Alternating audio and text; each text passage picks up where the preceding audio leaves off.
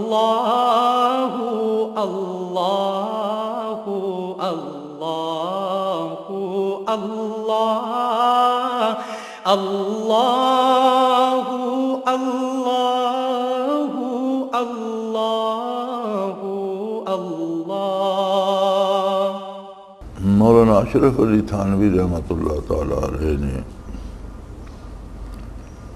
قرآن کریم کی بڑی خوبصورت تفسیر لکھی ہے، بیان القرآن، اکثر احباب کی نظر سے گزری ہوگی۔ اس میں ایک اور کام انہوں نے بڑا عظیم کیا ہے کہ ہر آیت کریمہ سے جو سلوک کا مسئلہ نکلتا تھا وہ اس کے ساتھ ساتھ حاشیے میں درج کر دیا ہے، مسائل السلوک کے نام سے، کہ کس آیت سے کون سا مسئلہ واضح ہوتا ہے۔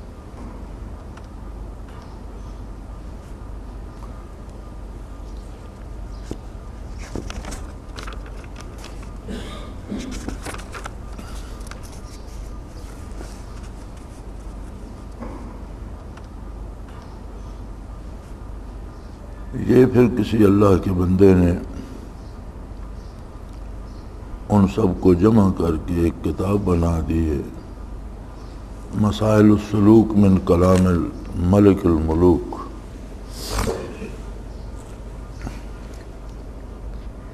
یعنی اللہ کے کلام سے مسائل سلوک، بیان القرآن سے سارے مسائل یہاں جمع کر دیے ہیں، اور اس کا ساتھ اردو ترجمہ بھی دیا، اصل عربی متن بھی دے دیا ہے اور اردو ترجمہ بھی دے دیا ہے۔ اس کا نام رکھا ہے رفع الشکوک، ترجمہ مسائل السلوک فی الہندیہ۔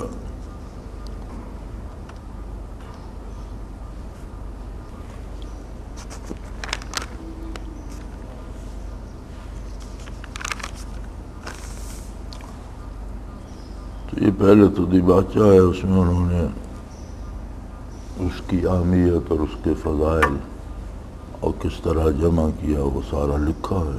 یہ انہوں نے سورہ فاتحہ سے ہی شروع فرما دیا ہے،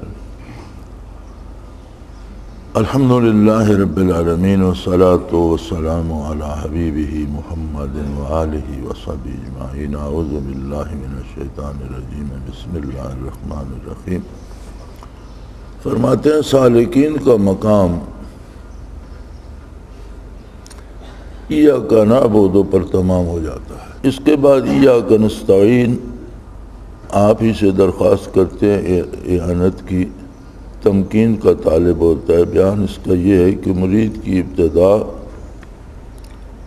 ابتدائی حرکت حمد، سالکین کا نفس مزکی، اس کا قلب مجلی ہو جاتا ہے، پھر اس میں انوار عنایت جو کہ مقام ولایت کا موجب میں درخشاں ہوتے ہیں، تو یہ نفس مزکی طلب مقصود کے لیے خاص ہو جاتا ہے، بس اپنے اوپر انعامات الہیہ کے آثار کو کامل اور اس کے الطاف کو غیر متناہی دیکھتا ہے، سو اس پر وہ حمد کرتا ہے اور ذکر کو اختیار کرتا ہے۔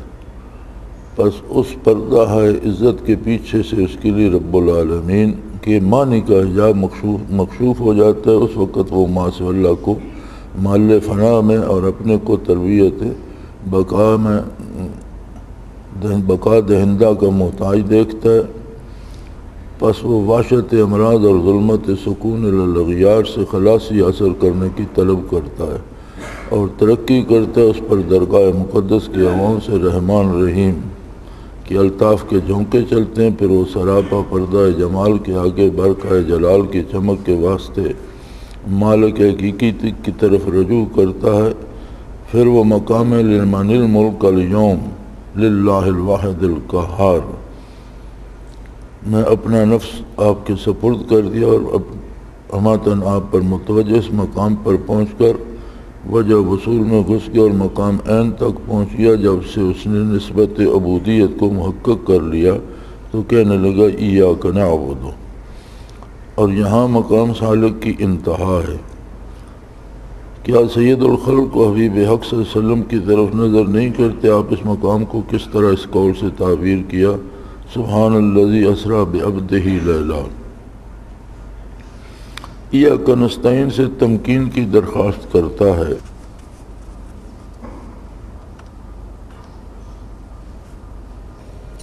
تقریر میں اس کا بھی ذکر ہے، اہدنا الصراط المستقیم، ہمیں سیدھا رستہ بتلا دیجئے، اس سے تمکین کا طالب ہوتا ہے۔ اور اس قول سے غیر المغضوب علیہم ولا الضالین، نہ رستہ ان لوگوں کا جن پر آپ کا غضب کیا یا رستہ گم ہو گئے، تلوین سے پناہ مانگی۔ پس طالب کمال کا ہو کر اس نے صعود کیا اور کامل ہو کر اس نے رجوع کیا، اور اس لطیفہ کے سبب نماز کو معراج مومنین کہا گیا ہے۔ قولہ تعالیٰ ایاک نعبد، اس خطاب میں مقام فنا کی طرف اشارہ ہے۔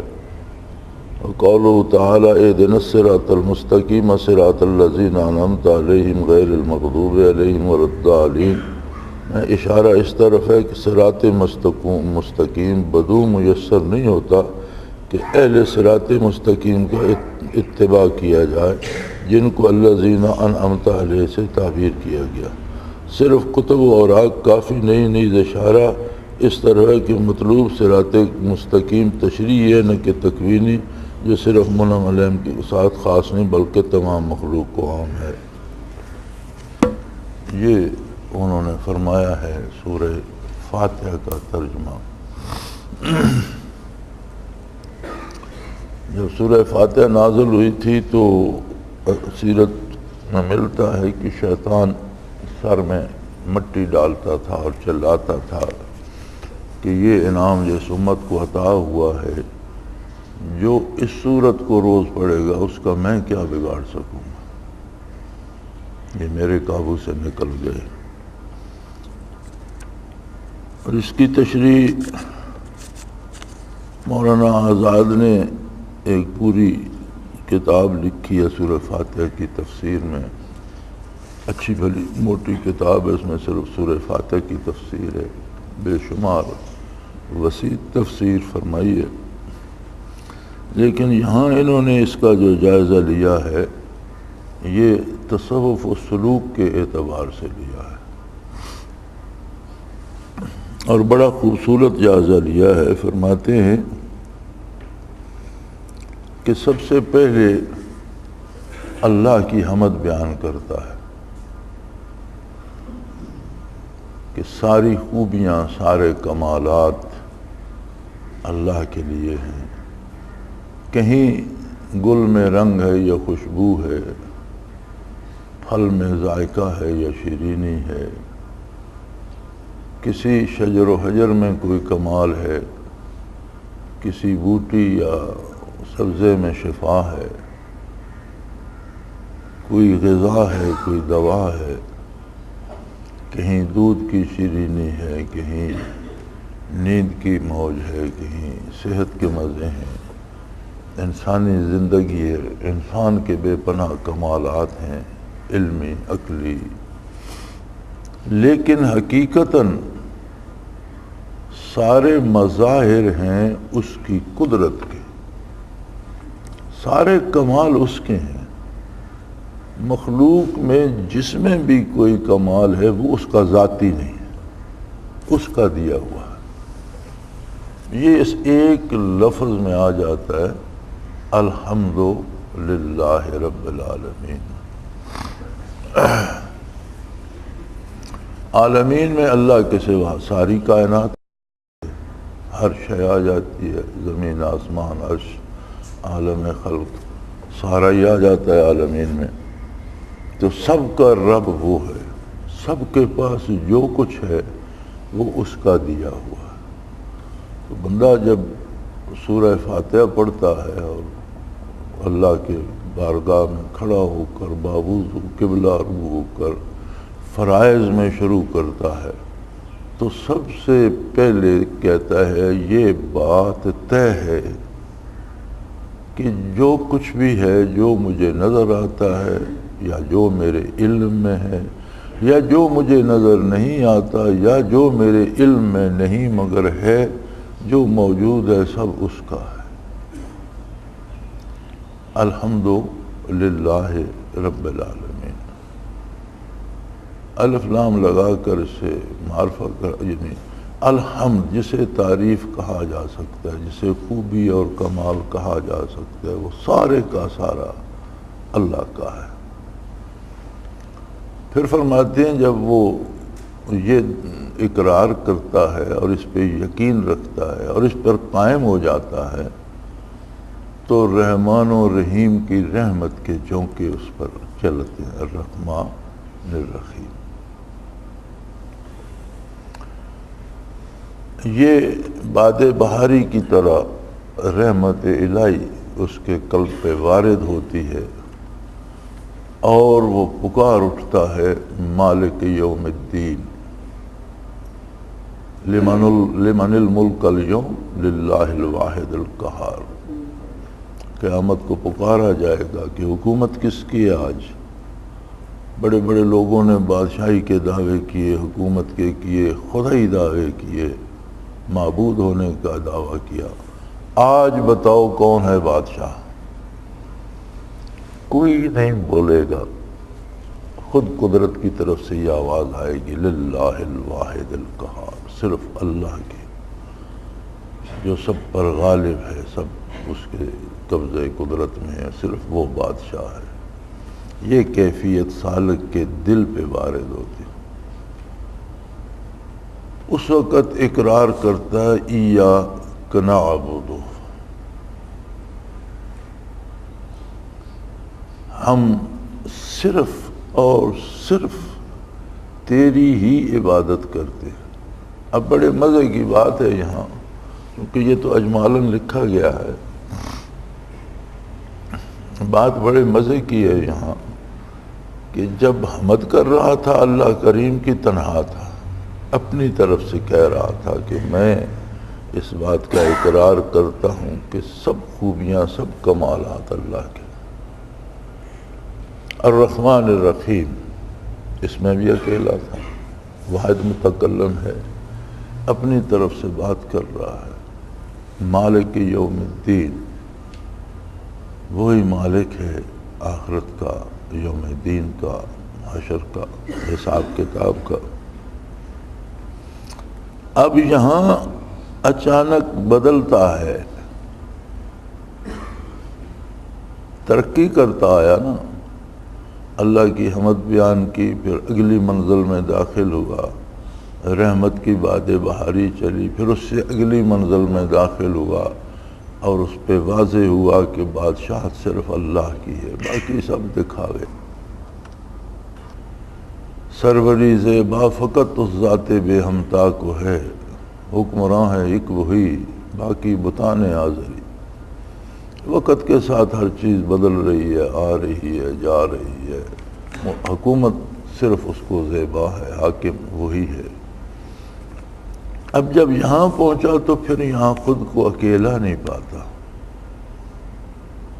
اس بارگاہ میں انبیاء علیہ السلام ہیں، اس بارگاہ میں ملائکہ ہیں، اس بارگاہ میں ہر نبی کے صحابہ کی افواج ہیں، لشکر در لشکر، تابعین تبع تابعین، پھر اولیاء امت۔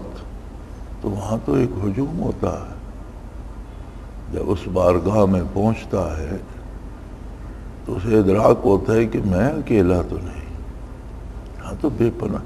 پھر کہتے ہیں ایاک نعبد، یہاں پھر جمع متکلم، ہم سب تیری ہی عبادت کرتے ہیں۔ یہ ایک عاجز بندہ اکیلا چلتا ہوا پھر خود کو اس اللہ کی پسندیدہ اور اللہ کی مقرب مخلوق میں، اللہ کے بندوں میں، اللہ کے انبیاء میں، ملائکہ میں، صحابہ میں، اولیاء اللہ میں، اللہ کے نیک بندوں میں خود کو شامل پاتا ہے۔ پھر کہتے ہیں ایاک، نہ ہم سب، بھئی تم تو اکیلے آ رہے تھے، اکیلے کھڑے تھے، اکیلے آ رہے تھے، لیکن جب وہاں پہنچا تو پتہ چلا یہاں تو اللہ کے بے شمار مقبولان بارگاہ ہیں۔ اب ان سب کے ساتھ شمار ہونے کا ایک اور عجیب مزہ ہے۔ نبی کریم صلی اللہ علیہ وسلم نے فرمایا کہ نماز بعد جماعت ادا کرو کہ وہ اکیلا پڑھنے سے کہیں 25 گنا فرمایا، کہیں 27، مختلف روایات ہیں، لیکن اس سے بہت زیادہ اس میں ثواب ہوتا ہے۔ بے شمار اس میں وجوہات ہوں گی۔ ایک وجہ یہ بھی ہے کہ ہر بندے کا ذاتی تعلق ہوتا ہے رب العالمین سے۔ ایک تو وہ ہے نا جو ہم بتاتے ہیں ایک دوسرے کو، ایک وہ ہے جو ہم کسی کو بتاتے نہیں بلکہ خود بھی نہیں سمجھتے کہ حقیقتاً میرا تعلق ہے کتنا میں اللہ پہ اعتبار کرتا ہوں اور کتنا نہیں کرتا۔ تو یہ ہر بندے کا معیار الگ ہے۔ علم و ادراک کی وجہ سے بھی الگ ہوتا ہے۔ اب جو کسی ولی اللہ صاحب مشاہدہ یا منازل بالا والے کو نصیب ہے وہ نچلے درجے کے کو نصیب نہیں، اور جو اہل باطن کو یا اہل سلوک و تصوف کو نصیب ہے وہ اس کے بغیر جو ہیں انہیں نصیب نہیں۔ ان میں جو علماء کو نصیب ہے وہ عام آدمی کو نصیب نہیں۔ تو ہر ایک کا اپنی حیثیت کے مطابق ایک تعلق ہوتا ہے۔ جب وہ باجماعت کھڑے ہوتے ہیں تو ہر بندے پر اس کے تعلق کی نسبت سے انوارات آ رہے ہیں۔ 10 بندے کھڑے ہیں تو 10 قسم کا نور آ رہا ہے، 50 ہو گئے تو 50 کا، 500 ہو گئے تو 500 قسم کا نور آ رہا ہے۔ تو جب وہ انوارات کی بارش ہوتی ہے تو وہ ایک دوسرے پر بھی منعکس ہوتے ہیں، ایک دوسرے پر بھی پڑتے ہیں، جس سے سب کو فائدہ ہوتا ہے۔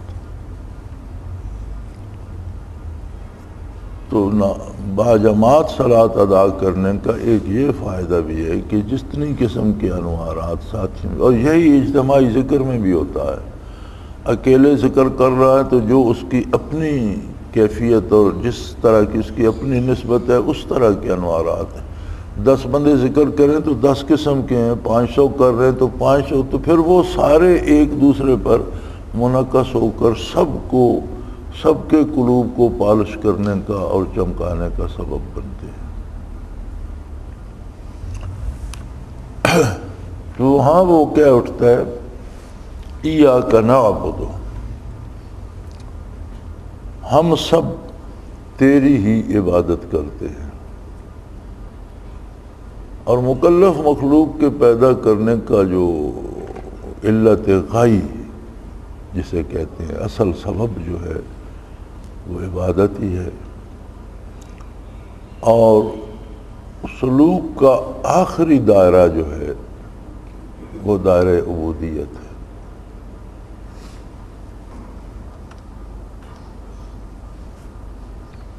زمین ہے، سیارے ہیں، ستارے ہیں، جو آسمانی ہے، فضائی ہے، ہوا کا کرہ ہے، پھر خلا ہے، ان سب کو آسمان نے گھیرا ہوا ہے ہر طرف سے۔ پھر آسمان کے اوپر دوسرا، تیسرا، 7 آسمان ہیں۔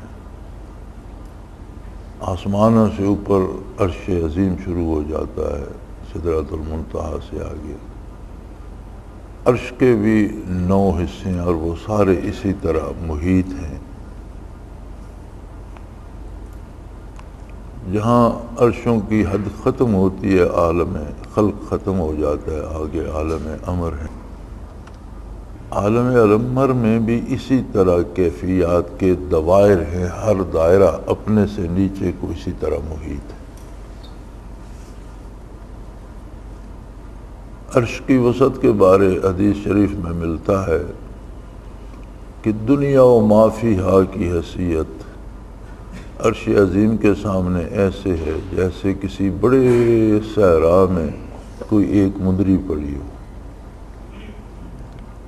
تو ہر عرش پہلے سے وسیع تر ہے، پھر جہاں عرش ختم ہوتے ہیں عالم امر کے دوائر، اور ہر دائرہ محیط ہے ہر طرف سے۔ اسی لیے تو فرماتے ہیں کہ جب تک شیخ کامل ہاتھ پکڑ کر نہ لے جائے راستہ سمجھ نہیں آتا، کہ کسی بھی دائرے میں ایک سمت کو چل پڑو تو اگر 10 زندگیاں بھی ہوں اور چلتے رہو تو اسی میں گھومتے رہو گے۔ اسے عبور کرنا وہ راستہ دکھانا شیخ کا منصب ہوتا ہے کہ سیدھا راستہ لے کر آگے جائے. تو یہ ایک حد پہ جا کے اولیاء کی ولایت ختم ہو جاتی ہے. آگے ولایت انبیاء ہے. ولایت انبیاء کے دوائر وہ ہیں کہ نبی پیدائشی نبی ہوتا ہے، لیکن بعثت سے پہلے اسے ایک خاص قسم کی ولایت نصیب ہوتی ہے، اسے ولایت انبیاء کہتے ہیں. ولی اس میں داخل تو ہوتا ہے، بڑا کو خوش نصیب جو وہاں تک پہنچے، لیکن اس طرح جس طرح شاہی محل میں کوئی شاہی ملازم داخل ہوتا ہے، وہ مقام اس کا اپنا نہیں ہوتا. نبی کے تو فعل وہاں جیسے شاہی محل میں شاہی خدام ہوتے ہیں، رہتے تو وہ بھی محل میں ہی ہیں اور دن بھر وہیں خدمت کرتے ہیں، لیکن وہ محل ان کا نہیں ہوتا. حجابات الوہیت آتے ہیں، مقامات آتے ہیں، چلتے جاتے ہیں، عجیب و غریب دوا، اور ہر دائرہ اسی طرح محیط ہے. سب سے آخر انتہا میں جو دائرہ آتا ہے وہ دائرہ عبودیت ہے. انتہائی سلوک جو ہے وہ دائرہ عبودیت ہے. اس کی وسعت کتنی ہے؟ جو لوگ وہاں پہنچے، انبیاء کا تو مقام ہی وہی ہے. صحابہ سے یا تابعین تبع تابعین یا خالے ہزاروں سال بعد کوئی بندہ امتیوں میں سے ولی اللہ وہاں پہنچے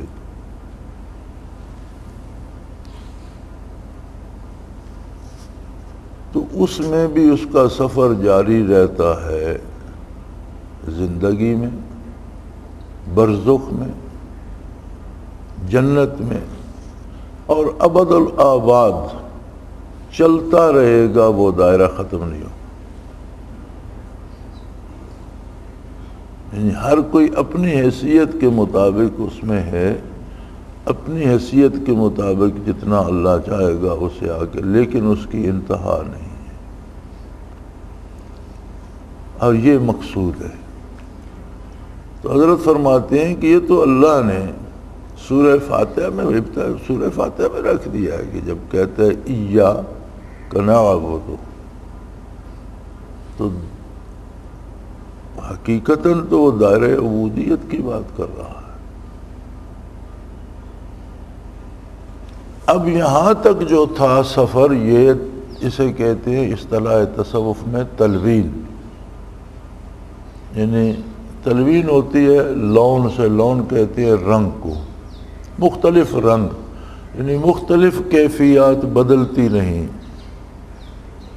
حمد کی تو حمد کے سمندر کے کنارے کھڑا تھا، پھر اسے رحمان و رحمانیت کے جھونکے ملے تو ایک دوسری کیفیت بدل گئی. اسے کہتے ہیں تلوین، کیفیات کا تبدیل ہونا. پھر ایک اور ادراک ہوا مالک یوم الدین، تو ایک اور کیفیت بدل گئی. جب پہنچا ایاک نعبد، ایک تو وہ اس عظیم مقبولان بارگاہ کی جمعیت میں شامل ہو گئے، دوسرے اس مقام پر پہنچ گیا جہاں اب تمکین کی درخواست کرتا ہے. تلوین ختم ہو گئی، تبدیلیاں ہوتے ہوتے ہوتے چلتے چلتے کیفیات سے گزرتے مقام عبودیت پہ پہنچا تو وہاں اب تمکین کی درخواست کرتا ہے. اہدنا الصراط المستقیم، یا اللہ اب اس سے مجھے نیچے نہ جانے دینا، آگے کا سیدھا راستہ مجھے دکھا. یہ فرماتے ہیں یہ تمکین ہے، یعنی جم جانا ایک حال پہ. اب ظاہر ہے بندہ جتنی ترقی کرے گا تو انتہا اس کی عبودیت ہے. مقصد حیات عبادت الہی ہے. ما خلقت الجن والانس الا لیعبدون. وہ اس مقام پر پہنچ گیا. یہاں وہ فرماتے ہیں تمکین کا مطلب ہوتا ہے ایک جگہ جم جانا، اس حال سے تبدیل نہ ہونا۔ یہاں تمکین پر پہنچ گیا۔ یہ ابتدائے سلوک سے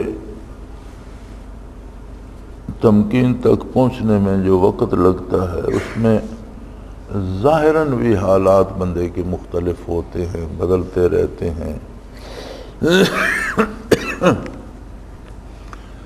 عام آدمی بھی اسے دیکھ کر اندازہ کر سکتا ہے کہ یہ اس سلوک کے مرض میں مبتلا ہے، یا یہ کچھ اس سمت لگا ہوا ہے۔ کبھی لباس کا دھیان نہیں صاف ہے، یا پھٹا ہوا ہے یا نہیں ہے، کیسا ہے، کبھی کھانے پینے کا ہوش نہیں، کبھی بات اور پوچھو اور بتاتا ہے، دھیان اور طرف ہے، اور طرف چلتے چلتے جب تمکین پہ جب پہنچتا ہے تو پھر وہ بالکل عام آدمی جیسا ہو جاتا ہے، اور صاحب تمکین کا تلاش کرنا بڑا مشکل ہوتا ہے۔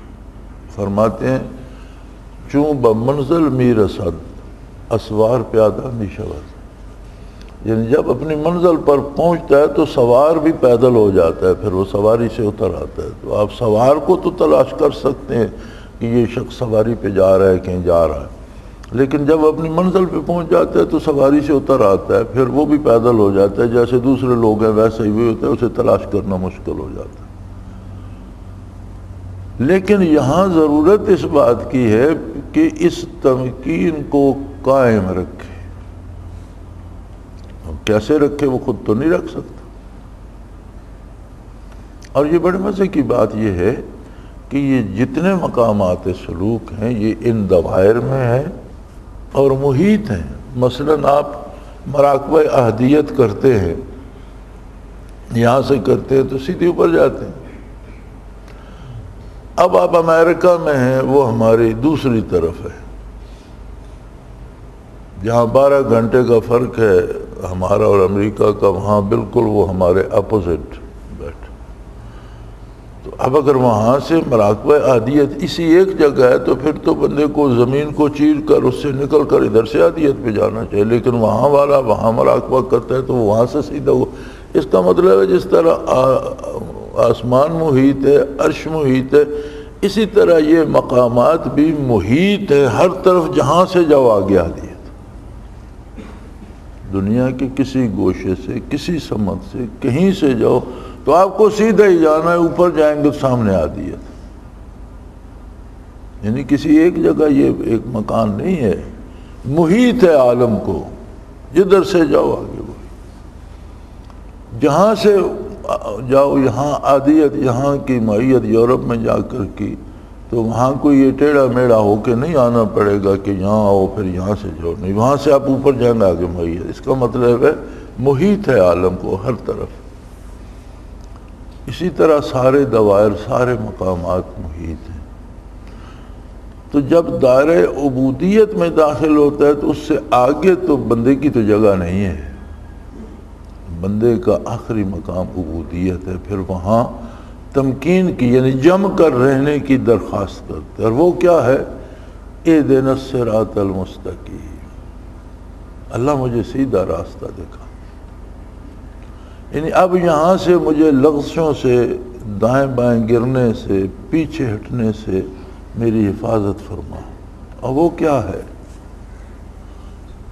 سیدھا راستہ کیا ہے؟ صراط الذین انعمت علیہم، ان لوگوں کا راستہ جن پر تو نے انعام فرمایا۔ یہاں مولانا لکھتے ہیں کہ اس کا مطلب ہے کہ یہ چیزیں متقدمین کے اتباع اور ان کی برکات سے حاصل ہوتی ہیں، ورنہ ممکن نہیں۔ جو یہ انعام پا چکے ہیں ان سے حاصل کیا جا سکتا ہے۔ ان لوگوں کا راستہ جن پر تو نے انعام کیا۔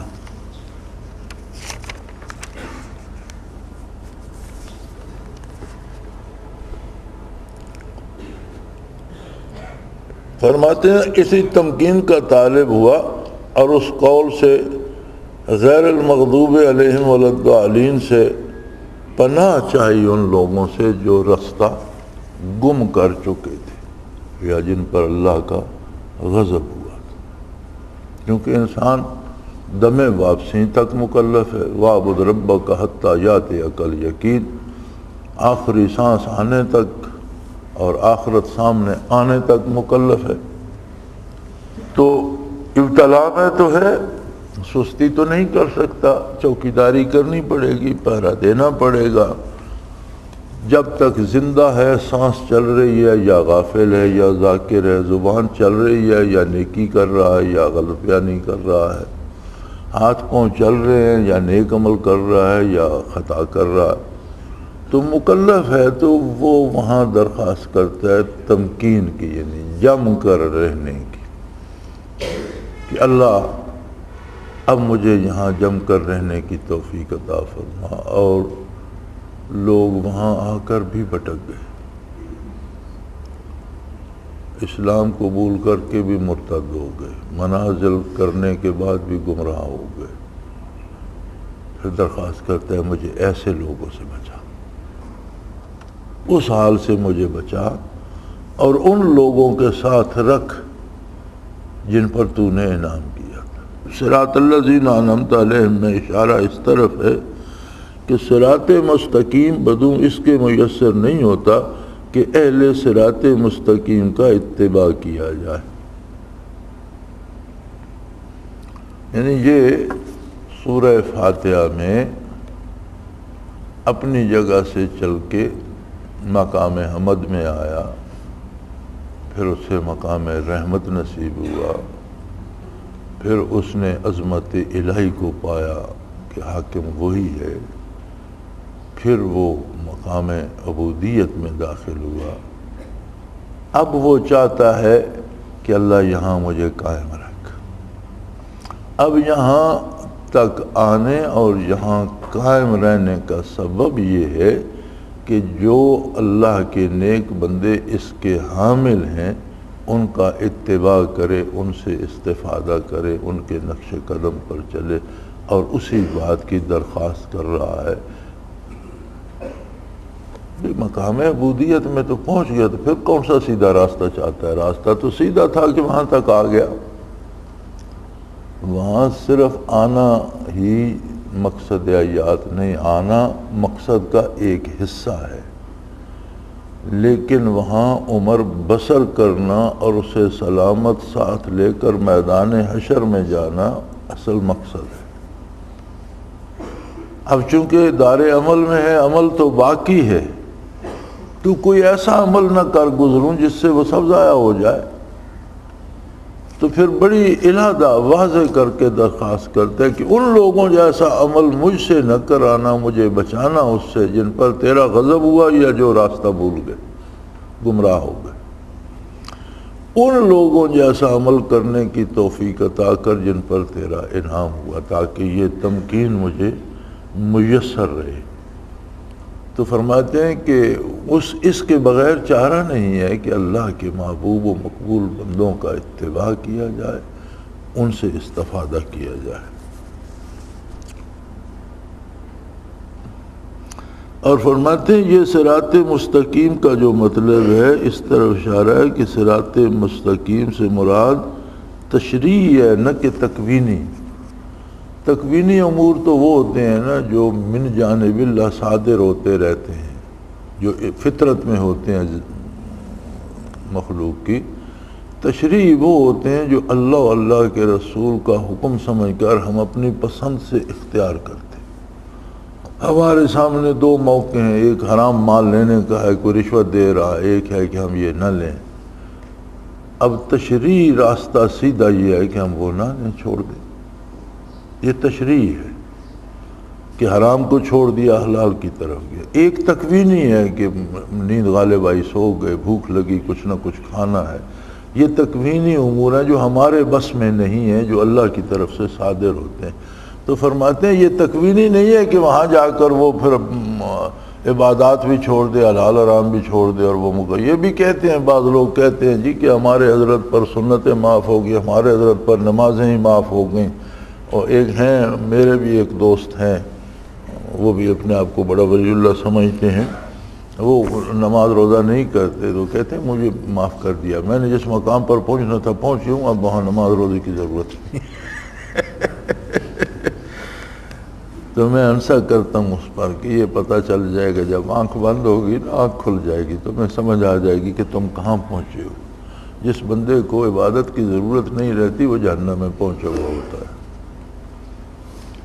چونکہ جنت میں بھی لوگ عبادت کریں گے، جنت میں عبادت کے مکلف نہیں ہوں گے، نماز روزہ فرض نہیں ہوگا، لیکن اہل جنت کریں گے اس لیے کہ اس میں لذت اتنی ہوگی کہ باقی سب نعمتوں سے زیادہ لذت اس میں ہوگی۔ تو حصول لذت کے لیے تو میں نے کہا جہاں نماز روزہ معاف ہو جاتا ہے وہ جگہ صرف جہنم میں موج کرو۔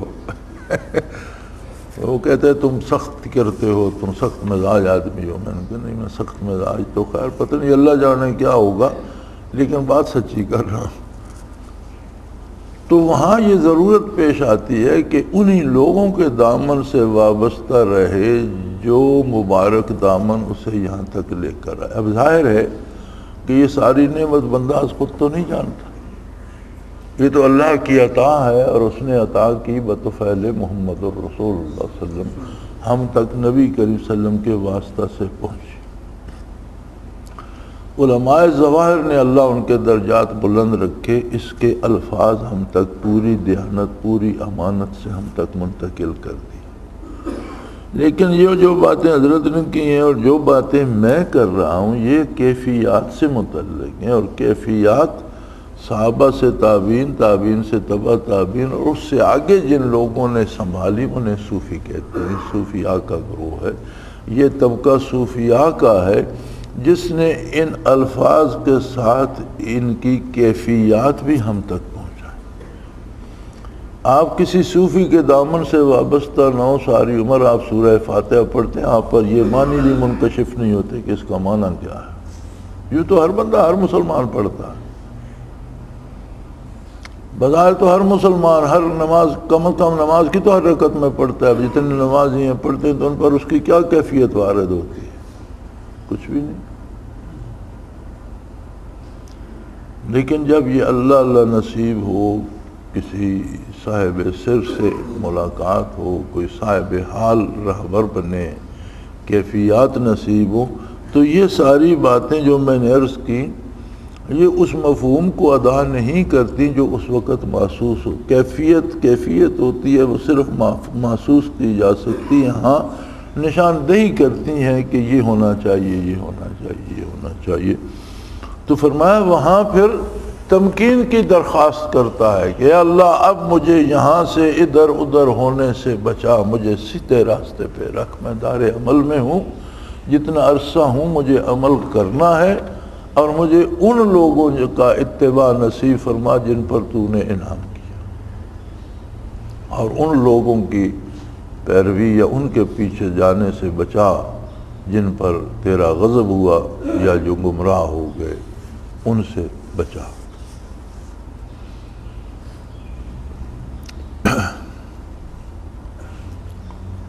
تو یہ تھے اس میں سلوک و تصوف کے مسائل جو حضرت نے نقل فرمائے۔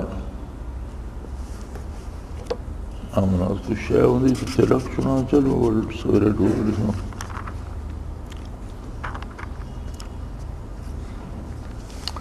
سورہ فاتحہ کے بعد سورہ بقرہ شروع ہوتی ہے۔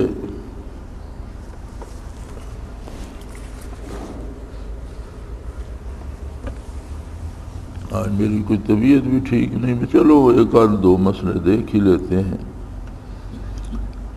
فرماتے ہیں وَمِمَّا رَزَقْنَاهُمْ يُنْفِقُونَ، سورہ بقرہ کی شروع کی آیات، الف لام میم ذالک الکتاب لا ریب فیہ ھدی للمتقین الذین یؤمنون بما انزل الیک وما انزل من قبلک وبالآخرۃ هم یوقنون اولئک علی ھدی من ربہم واولئک هم المہتدون۔ تو یہاں جو آتا ہے مما رزقناہم ينفقون، جس کا ترجمہ یہ ہے کہ ہم نے جو کچھ انہیں دیا ہے اس میں سے خرچ کرتے ہیں۔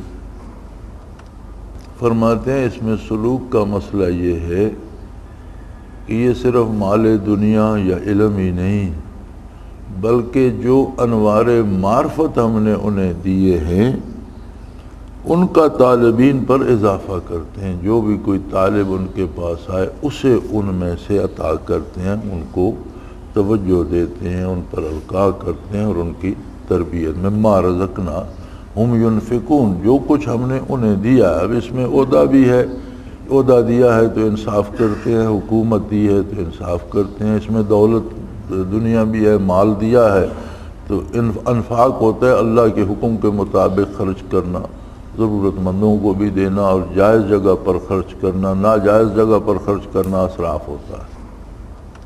ینفقون سے انفاق یعنی اللہ کی اطاعت میں خرچ کرتے ہیں، تو حضرت فرماتے ہیں کہ اس سے مراد سالکین کے لیے یہ ہے کہ جو طالب ان کے پاس آتا ہے اسے توجہ دے کر جتنی اس کی استعداد ہے اسے انوار معرفت عطا کرتے ہیں، یہ نہیں کہ خود ہی سنبھال کے رکھیں اور مر جائیں، دوسروں کو نہ دیں۔ اگلی آیت کریمہ ہے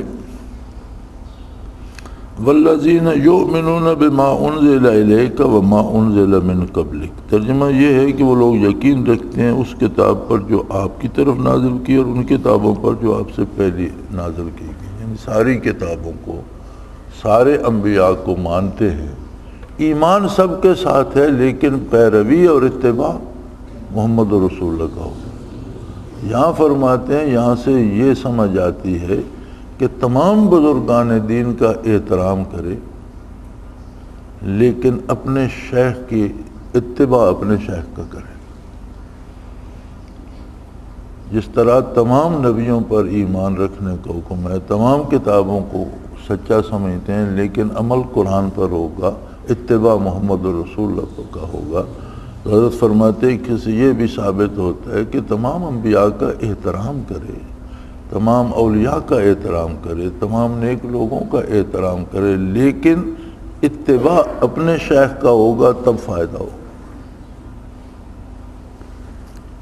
پچھلے دنوں لاہور سے کچھ لوگ میرے پاس آئے، انہوں نے ذکر سکھایا، سمجھایا، کرایا، 2-3 دفعہ آتے جاتے رہے۔ پھر ایک دن ان کی ای میل آئی کہ جی وہ کسی نے مجھے یہ وظیفہ بتایا، میں یہ بھی پڑھ، میں نے ان سے کہا کہ تمہیں ضرورت نہیں ہے، جو کام سکھایا گیا ہے وہ کرو۔ پھر ایک ای میل آئی، مجھے کسی نے بتایا ایک اور، میں نے وہ شروع کر دیا۔ میں نے اسے لکھا کہ کم از کم میں تمہاری تربیت نہیں کر سکتا۔ پھر اس نے بڑی ای میل بھیجی، نہیں جی میں نے کہا اس میں معافی شافی کی اور ناراضگی کی کوئی بات نہیں ہے، تمہارا جہاں اطمینان ہو وہاں کسی ایک کا دامن پکڑ لو۔ اور مزے کی بات یہ کہ بندے کا نام بھی نہیں بتاتے، وہ جی وہ کسی نے بتا، بھائی وہ اتنا کوئی غیر معروف آدمی ہے جس کا نام بھی تم نہیں جانتے تو کسی کے بتانے کا کیا فائدہ؟ کسی چھوٹے موٹے رسالے میں کسی کتاب میں پڑھ لیں گے، پھر شروع ہو جائیں گے یہ کریں گے، تو فرمایا یہ چیزیں اس راہ میں نقصان دیتی ہیں۔ بلکہ یہ اس طرح ہوتا ہے، میں کوئی پیشہ ور تعویذ لکھنے والا نہیں ہوں اور نہ میں کبھی تعویذ پر کسی سے اجرت لیتا ہوں، جو لوگ آتے ہیں الٹا چائے شائے پیتے ہیں اور تعویذ بھی لے جاتے ہیں اور اس کی کوئی اجرت نہیں ہوتی، اس لیے مجھ پر یہ بوجھ ہے زائد، مجھے پسند نہیں ہے، لیکن میں اس لیے دیتا ہوں کہ انہیں اگر نہ دیے تو پھر یہ کسی بے دین کے پاس جائیں گے اور وہاں مال بھی دیں گے اور عقیدہ بھی خراب ہوگا۔ یہ اللہ کی مرضی، وہ شفا کر دیتا ہے، کینسر کے مریض ٹھیک ہو گئے اور عجیب و غریب مریض جو لا علاج تھے وہ ٹھیک ہو گئے، اللہ کی مرضی، وہ جانے، اس کے بندے جانے۔ لیکن ایک تجربہ میں نے کیا ہے، جب یہاں سے تعویذ لے کے جاتے تو کوئی بتا دیتا ہے ساتھ یہ بھی وظیفہ پڑھو، وہ وظیفہ پڑھتے رہتے ہیں، کوئی فائدہ نہیں ہوتا اور تعویذ کا بھی فائدہ کوئی نہیں ہوتا۔ عجیب بات یہ ہے،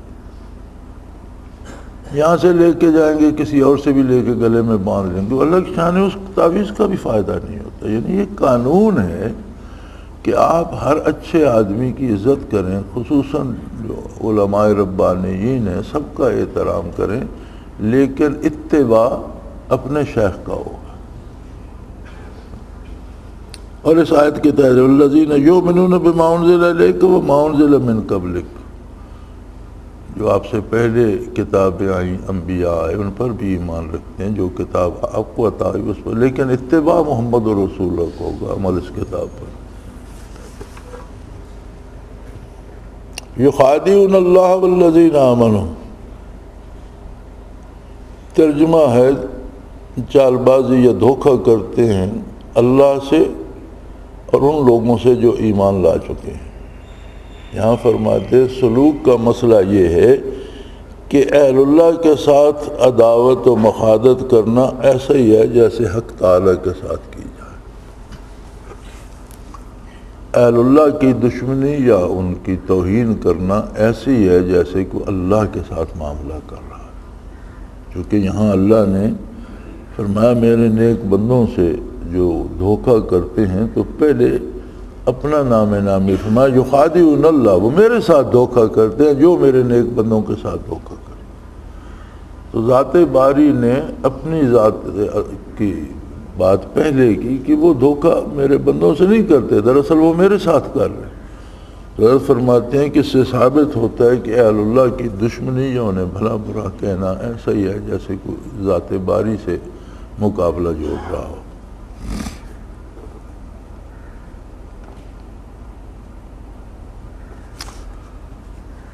اگلی آیت کریمہ فی قلوبہم مرض، ان کے دلوں میں بیماری ہے۔ فرماتے ہیں اس میں اسبات ہے امراض قلب کا، اور وہ معاصی ہیں حضرت صوفیہ کی اطلاقات میں شائع ہے، یعنی اس میں یہ ظاہر ہے کہ کچھ ایسی بیماریاں بھی ہیں جو بندہ بظاہر تو صحت مند ہوتا ہے لیکن اس قلب کو جو لطیف ربانی ہے اس قلب کو بیماریاں لاحق ہو جاتی ہیں۔ فرمایا اس کی نشاندہی صوفیہ ہی کرتے، یہ انہی کا علم ہے اور وہی اس کا علاج کرتے ہیں۔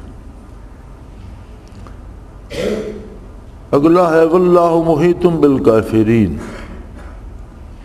فرماتے ہیں اس میں صوفیہ کے اس قول کی دلیل ہے کہ اللہ اپنی مخلوق کو ذاتی طور پر محیط ہے بدون اتصال کے، یعنی اللہ ساری مخلوق کے ہر ذرے کے ساتھ ہے بغیر اس کے کہ اس ذرے میں وہ حلول کر جائے یا اس سے متصل ہو جائے، ایسا نہیں ہے، لیکن ہر ذرے کے ساتھ وہ ذاتی طور پر موجود ہے۔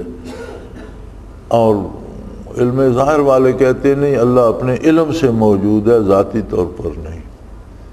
تو فرماتے ہیں اس میں دلیل ہے واللہ محیط بالکافرین، اللہ نے کافروں کا احاطہ، اس کا مطلب ہے کہ ساری مخلوق کے ساتھ ذاتی طور پر موجود ہے اتصال کے بغیر، یعنی اس میں حلول نہیں کرتا لیکن موجود ہے۔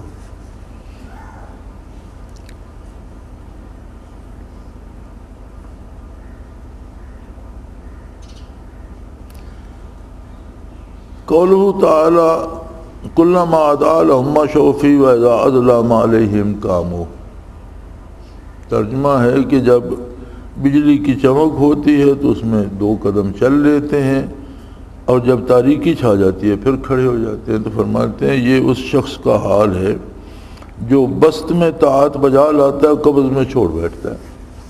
قبض و بسط 2 حال ہوتے ہیں، ظاہری بھی ہوتے ہیں باطنی بھی ہوتے ہیں۔ ظاہری یہ ہوتا ہے کہ مسائل کم ہو گئے، مال و دولت کی فراوانی ہو گئی، آسانیاں ہو گئیں، اسے بسط کہتے ہیں۔ کبھی مال میں کاروبار میں نقصان ہو گیا، پیسے نہ رہے، کوئی بیماری آ گئی، کوئی تکلیف آ گئی، اسے بسط کہتے ہیں۔ ظاہری بھی ہوتا ہے، باطنن بھی ہوتا ہے کہ کبھی تو ایسے پتہ چلتا ہے کہ وہ دل میں انوارات و تجلیات کا سمندر چل رہا ہے، اور کبھی بسط ہو جاتا ہے تو قبض ہو جاتا ہے تو ایسے پتہ چلتا ہے کہ کچھ بھی نہیں، پتہ نہیں لطیف قلب بھی ہے کہ نہیں۔ تو فرماتے ہیں اس میں اشارہ ان لوگوں کی طرف ہے جن پر آسانیاں ہوں تو بڑے سجدے کرتے ہیں، ذرا سی تکلیف آ جائے تو سب سے پہلے سجدہ چھوڑ دیتے۔ صوفیوں میں بھی ایسے ہوتے ہیں کہ جن پر اگر کچھ انشراح قلب ہو تو بڑے خوش اور بڑے مجاہدے کرتے ہیں، اور تھوڑی سی بسط آ جائے، تنگی آ جائے تو چھوڑ بیٹھتے ہیں، حالانکہ بسط میں زیادہ محنت قبض میں زیادہ محنت کرنی چاہیے۔ جس طرح ظاہری تنگ دستی آئے تو زیادہ محنت کی ضرورت پڑتی ہے، اسی طرح قلبی کیفیات میں بھی اگر قبض آ جائے تو زیادہ محنت کی ضرورت پڑتی ہے۔ اگلی آیت کریمہ سے جو انہوں نے مسئلہ استخراج کیا ہے مسئلے کا، فرماتے ہیں کلما رزقوا منها من ثمرۃ رزقا قالوا هذا الذی رزقنا من قبل واتوا به متشابہا، جب کبھی دیے جائیں گے لوگ بہشتوں میں سے کسی پھل کی غذا تو ہر بار یہی کہیں گے یہ تو وہی ہے جو ہم کو ملا تھا اس سے پیشتر، اور ملے گا بھی ان کو دونوں بار کا پھل ملتا جلتا۔ یعنی رزق جب ملے گا پھل کھائیں گے جنت کے تو کہیں گے یار یہ تو عام ہے، یہ تو ہم دنیا میں بھی کھاتے تھے، یہ تو انگور ہے، یہ تو ہم پہلے بھی کھاتے تھے، اور وہ بظاہر ایک دوسرے سے ملتے جلتے بھی ہوں گے۔ اب اس سے انہوں نے سلوک کا جو استخراج کیا ہے وہ یہ ہے کہ رزق دیے جانے سے صوفیوں کے نزدیک توفیق اطاعت ہے، کیونکہ ثمرات تو اسی پر مرتب ہوں گے۔ تو توفیق اطاعت جو ملتی ہے، نیکی کی توفیق جو ملتی ہے، اسے اصحاب فطرت اور عقول سلیمہ ظاہری رزق سے زیادہ لذیذ سمجھتے ہیں۔ جن کو سمجھ آتی ہے انہیں اس میں ظاہری رزق سے زیادہ لذت نصیب ہوتی ہے، اور جنت میں ان کے وقت جو جزا ملے گی وہ ان طاعت و معرفت کے ساتھ لذت میں مشابہ ہوگی۔ اب جس طرح کی کسی کی طاعت ہوگی، جتنی کسی کی معرفت کی حد ہوگی، ہر ایک کا اپنا اپنا ایک دائرہ، اتنی ہی اس کو جنت کی نعمتیں ملیں گی۔ تو فرمایا وہ بھی جتنی اس کو دنیا میں اس معرفت کے وقت جو لذت ملتی تھی ویسی لذت ان نعمتوں میں وہ کہے گا یار یہ تو اللہ نے مجھے پہلے بھی مجھ پر انعام کیا تھا، یہ پھر اس کی لذت زیادہ ہو لیکن مشابہت اس سے ہوگی۔ اور اس پر دلیل دیتے ہیں کہ اس کی ضد بھی اس کے مشابہ ہے، جیسے کفار سے کہا جائے گا ذوقوا ما کنتم تعملون، کافروں سے کہا جائے گا جہنم میں کہ جو عمل تم کرتے تھے اب اس کی لذت چکھو۔ گویا اس کی ضد بھی اس کے مشابہ ہے کہ جو برائی یا گناہ کرتے ہیں یا جرم کرتے ہیں تو انہیں اس کے مطابق جیسی وہ جرم سے لذت دنیا میں پاتے تھے وہاں اسی کی لذتیں ان کو ملیں گی اور اسی کی سزا ملے گی، اور پتہ چلے گا کہ ظلم تو تم نے کر لیا اب بھگتو۔